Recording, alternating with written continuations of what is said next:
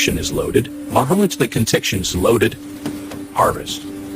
Every orange stays on the tree until the moment it is carefully placed in the box. The journey of fresh oranges begins where the fruit ripens high on the tree, untouched and pristine.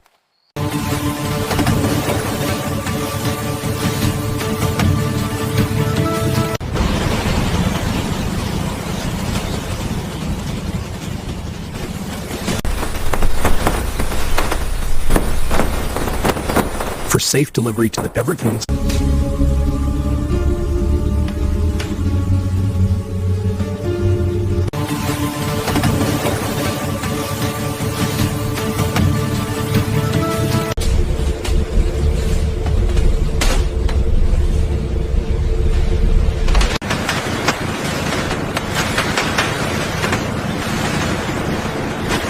Quality checks begin even before the oranges reach the main grading line.